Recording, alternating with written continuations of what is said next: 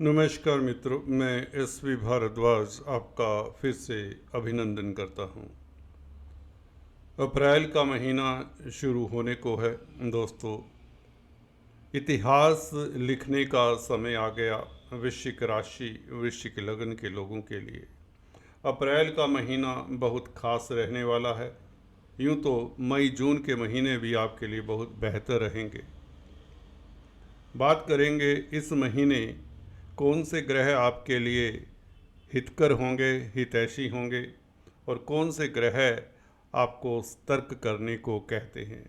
शनि का साया आपके सर से उतर चुका है। शनि का ढैया कहें तो ख़त्म हो चुका है। अब किसी तरह के तनाव की बात है नहीं, बल्कि इस महीने सुखद परिवर्तन होंगे आपकी ज़िंदगी में। बेहतरीन आपको रिजल्ट मिलेंगे, परिणाम मिलेंगे। आपकी आर्थिक स्थिति बेहतर होने के योग बनते हैं। कौन से ग्रह आपकी आर्थिक स्थिति बेहतर करते हैं? रिश्तों की बात करेंगे, दाम्पत्य जीवन की बात करेंगे, छात्रों की बात करेंगे, शेयर स्टॉक मार्केट में जो कामकाज करते हैं, आपकी सेहत तंदुरुस्ती की भी चर्चा करेंगे, और भी रोज़मर्रा के जो इश्यूज़ होते हैं उनकी बात करते हैं। मंगल का परिवर्तन दोस्तों सबसे पहले होगा। 3 अप्रैल को मंगल सुबह 1:55 पर आपके भाग्य स्थान में प्रवेश कर जाएंगे। ये अच्छा परिवर्तन है। क्यों अच्छा परिवर्तन है, इसके ऊपर अभी टिप्पणी करते हैं। इसके बहुत बेहतर परिणाम मिलेंगे। 7 जून तक, इतनी लंबी अवधि तक मंगल आपके भाग्य स्थान में रहेंगे। हालांकि नीच के हैं, नीच की राशि में हैं मंगल, परंतु भाग्य स्थान में हैं। कैसा फल देते हैं इसके ऊपर टिप्पणी करते हैं। पुनरावसु नक्षत्र में रहेंगे 12 अप्रैल तक। गुरु का नक्षत्र है, तो शुभ नक्षत्र में गुरु आपके लिए पंचम स्थान के मालिक हैं, तो ये अच्छा संकेत है। इसके ऊपर डिटेल में बात करते हैं। सूर्य दूसरा ग्रह, बड़ा ग्रह, बड़ा परिवर्तन, सुखद परिवर्तन, जो कि छठे भाव में उच्च का हो जाएगा 14 अप्रैल से। इसके अलावा कोई परिवर्तन नहीं होगा, और पार्श्विक दोष इत्यादि का कोई प्रभाव ना पड़ा है ना पड़ेगा। वो इसलिए क्योंकि शनि राहु के साथ शुक्र हैं। सबसे बड़ी बात बुध भी हैं, हालांकि शुक्र उच्च के हैं। देखिए, जब कोई दो क्रूर ग्रह मिलकर कोई दोष बनाते हैं, कोई इस तरह का संबंध बनता है, तो वह प्रभावित करते हैं। परंतु जब साथ में कोई और ग्रह बैठ जाए या दृष्टि दे दे, तो वह दोष काफ़ी कमज़ोर हो जाता है, कम हो जाता है। जैसे कि हम बात किया करते हैं शनि चंद्र के योग की, जिसे विष दोष भी कहते हैं। परंतु अगर शनि चंद्र के ऊपर किसी शुभ ग्रह का प्रभाव पड़ जाए, शुक्र का, बुध का, खासकर गुरु का पड़ जाए, तो ये शनि चंद्र दोष खत्म सा हो जाता है। अगर युति ही हो जाए शनि चंद्र के साथ गुरु की, कंजंक्शन हो जाए शनि चंद्र के साथ गुरु का, तो ये दोष बिल्कुल जीरो हो जाता है। जैसे कि महेंद्र सिंह धोनी की कुंडली में, क्या उनकी कुंडली में क्या शनि चंद्र दोष का कोई प्रभाव आपको नज़र आता है उनकी पर्सनैलिटी में? नहीं ना। तो इसी तरह से शनि राहु अगर अकेले होते तो ये पार्श्विक दोष, पिशाच दोष जो भी कहें होता, परंतु शुक्र रहेंगे इनके साथ, जाने वाले नहीं हैं जब तक राहु यहाँ से शिफ्ट नहीं हो जाते, गोचर नहीं करते, कुंभ राशि में पीछे नहीं चले जाते 18 मई को। शुक्र तो 31 मई तक रहेंगे। तो शुक्र के बदौलत काफ़ी लोग बच जाते हैं पार्श्विक दोष के प्रभाव से, या यूँ कहें शुक्र उच्च के होकर पार्श्विक दोष को पूर्णतः भंग करते हैं। इससे ज़्यादा और क्या मैं बताऊं। कुछ ज्योतिष जिनका अब क्या करें, कुछ ज़्यादा बात करेंगे तो हमको उल्टा सीधा सुनना पड़ जाएगा। कुछ लोग फैंस भी होंगे ऐसे ज्योतिषों के, जो मेरा वीडियो भी देखते हैं, उनका भी देखते हैं, तो अच्छे अच्छे कमेंट दे देंगे। क्योंकि जिसका जो फ़ैन होता है वो कितना भी गलत क्यों ना बोले, वो ठीक ही लगता है। प्यार में लोग तभी तो कहते हैं अंधे हो जाते हैं। यहाँ पर गुरु के प्रति एक आदर भाव जो होता है वो व्यक्ति को अंधा कर देता है। एनीवेज, बाकी आप सोचिए मैं कितना सही हूँ। शनि, राहु, शुक्र और बुध के प्रभाव की बात करते हैं और क्या फल देते हैं, क्लॉकवाइज डायरेक्शन में फलादेश बता देते हैं आपको। देखिए, शनि, राहु, शुक्र, बुध, केतु और गुरु 6 ग्रहों का प्रभाव आपके 11वें भाव के ऊपर, 11th हाउस के ऊपर रहेगा इस महीने। 11वां भाव लाभ का है, मित्रों इत्यादि का है, तो कार्यस्थल से लाभ होगा ही होगा, आय के साधन बढ़ेंगे ही बढ़ेंगे, इसमें कोई दोष नहीं। केतु वैसे ही 11वें भाव में अच्छे होते हैं। शनि, राहु ये भी क्रूर ग्रह हैं, इनका प्रभाव, केतु का प्रभाव 11वें भाव के ऊपर, उपचय स्थान के ऊपर, क्रूर ग्रहों का प्रभाव बुरा नहीं होता। तो ये प्रभाव आपको एनर्जी देता है, जोश देता है, मित्रों से आपको मदद मिलने के योग बनते हैं और कई आपके अधूरे कार्य संपन्न होने के योग बनते हैं। समाज में प्रतिष्ठा आपकी बढ़ती है, आप सर उठाकर चलने वाले हो जाते हैं, कहीं तो साफ लफ्जों में। गुरु की दृष्टि भी इस केतु के ऊपर रहेगी। गुरु केतु का ये आपसी संबंध काफ़ी समय से बना हुआ है 11वें भाव के ऊपर, जो आपकी काफ़ी रक्षा भी करता आया है, या यूँ कहें गुरु सप्तम भाव में है आपकी राशि से, ये रक्षा कवच का कार्य करते आए हैं। इवन केतु भी 11वें भाव में आपके लिए अच्छा ही है, हालांकि बुध की राशि में है, बुध केतु के मित्र नहीं होते, और बुध की उच्च की दृष्टि इस केतु के ऊपर, जिनकी केतु की महादशा अंतर्दशा है, उनके लिए समय खास उत्तम रहेगा। और 5वें भाव में शनि, राहु, शुक्र, बुध का प्रभाव, ये 4 ग्रह रह जाएंगे। 18 तारीख को सूर्य आगे आ जाएंगे। 18 तारीख तक देखें तो सरकारी तंत्र में जिनका कोई मसला है थोड़ा सा सतर्क रहें, क्योंकि 18 तारीख से आपका जलवा दुनिया देखेगी। उच्च के सूर्य 6th हाउस में, मुकेश अंबानी की कुंडली याद आती है, उनका वृश्चिक लगन है और सूर्य उच्च के हैं, 6ठे भाव में हैं। तो देखिए दुनिया उनके कदमों तले नतमस्तक है, तो आपकी भी प्रतिष्ठा कायम रहेगी।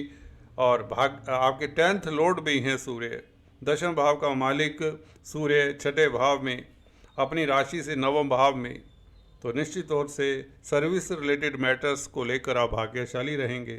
तरक्की के योग बने हुए हैं, खासकर सरकारी क्षेत्रों से आपको लाभ के योग बनते हैं। शासन सत्ता से जुड़े हुए लोगों को खास लाभ होने के योग बनते हैं, पिता पक्ष की तरक्की के योग बनते हैं, आपका स्वास्थ्य उत्तम रहेगा, आप शत्रु हंता रहेंगे सूर्य के बदौलत। हम बात कर रहे थे शनि, राहु, शुक्र और बुध की। शनि दोस्तों आपके 4th भाव के मालिक हैं, केंद्र त्रिकोण पर राजयोग बनाएंगे। 4th भाव का मालिक 5th भाव में शनि, और शुक्र 7th भाव के मालिक हैं। चतुर्थेश और सप्तमेश 5th भाव में बैठें तो डेफिनेटली आप सुखी महसूस करते हैं। ज़मीन जायदाद प्रॉपर्टी के कामकाज में आपको सफलता मिलती है, और खासकर लव रोमांस में भी स्थितियां बेहतर होंगी। दाम्पत्य जीवन, खासकर अगर आप पुरुष जातक हैं, शुक्र क्योंकि 7वें भाव का मालिक 5वें भाव में उच्च का है, तो प्यार मोहब्बत के लिए समय उत्तम, क्योंकि शुक्र और गुरु का भी राशि परिवर्तन है।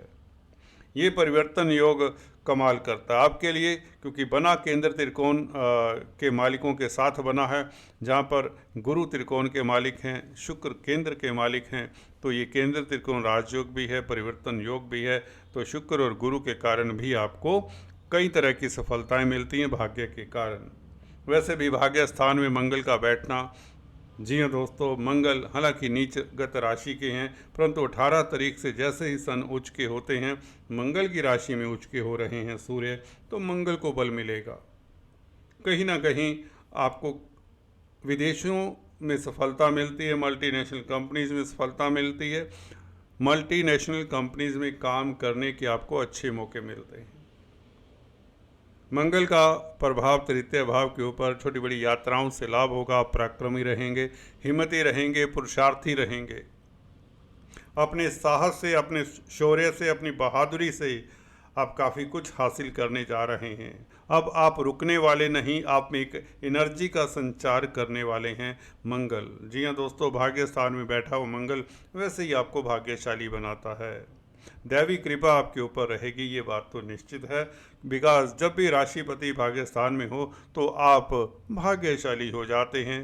बिल्कुल सिंपल है, आप भाग्यशाली हो जाते हैं। मंगल का कर्क राशि में 3 तारीख को 3 अप्रैल को प्रवेश कर जाना आपके कई अधूरे कार्य संपन्न होते हैं। बात कर रहे थे शनि राहु शुक्र बुध की। दोस्तों ये 4 ग्रहों का राजयोग, चारों ही मित्र हैं।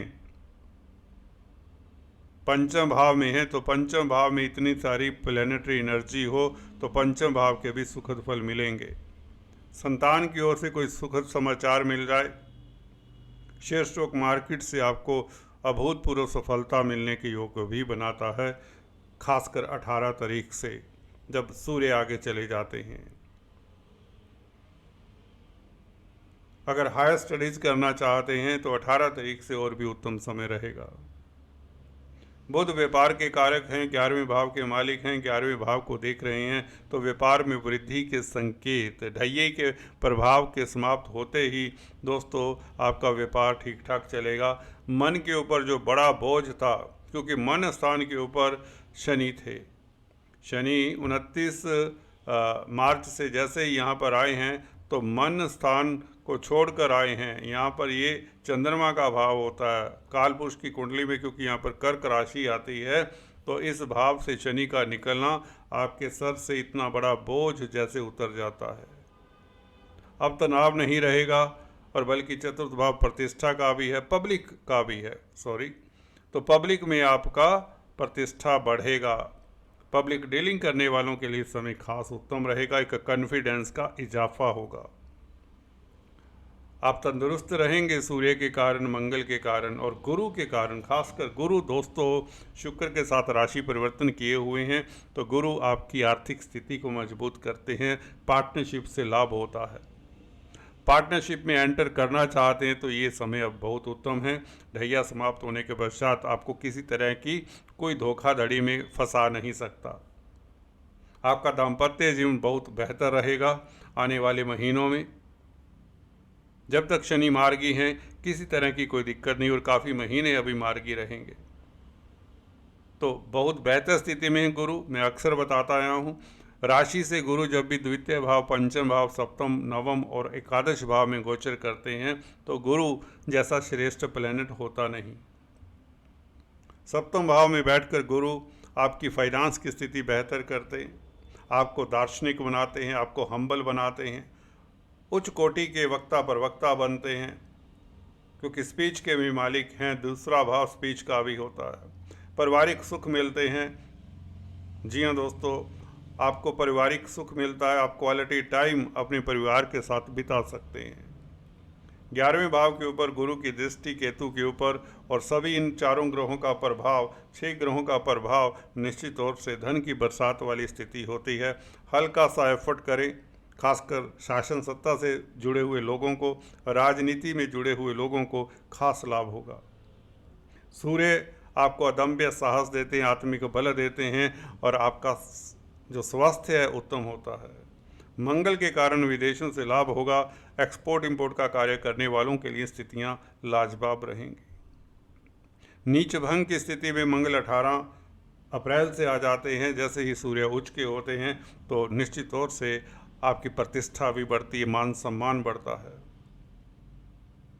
आपके कई रुके हुए कार्य पूर्ण होते, जमीन जायदाद प्रॉपर्टी इत्यादि के कार्यों में खास आपको सफलता मिलेगी, क्योंकि मंगल भूमि पुत्र हैं और शनि भी प्रॉपर्टी से संबंधित हैं। केंद्र त्रिकोण राजयोग बनाते हैं शनि, तो जमीन जायदाद से जुड़े हुए जो कामकाज करते हैं, प्रॉपर्टी का लेन देन का कार्य करते हैं, उनके लिए समय खास उत्तम रहेगा।